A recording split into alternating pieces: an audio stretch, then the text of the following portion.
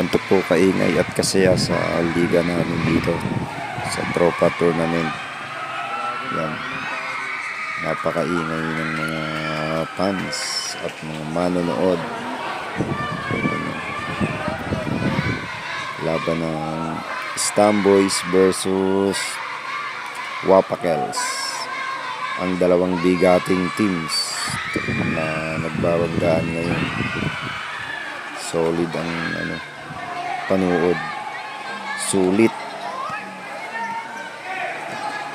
na sulit ang mga manonood dahil ang labang ito ay nag-overtime pa. Nag-additional 5 minutes time dahil kinulang ang 4 na quarter sa kanilang tapatan. Grabe ang manonood talaga. Napakadami. Punong-puno ang court. Dahil napakagandang laban talaga nitong naganap na ito. Shoutout nga pala sa lahat ng mga manonood, sa mga fans, sa aming MC Jabar. Shoutout sa'yo. Sa aming mga masisipag na committee, ang magagaling na committee, shoutout sa inyo. Shoutout din kay Madam Lubela Samonte. Pinapanood ang kanyang number 1 idolo na si Rex Samonte, shoutout. At si Madam Janice Samonte, shoutout din. Pinapanood niya rin ang kanyang idolong Mr. na si Boss Coson Wilson Samonte, shoutout.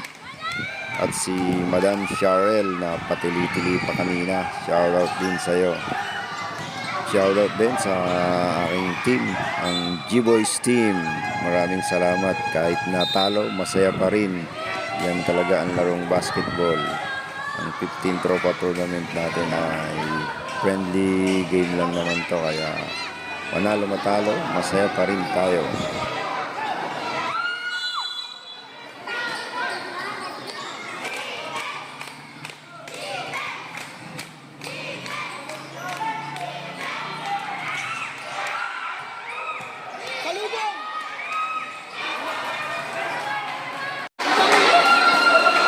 Oy, natahimik kayo.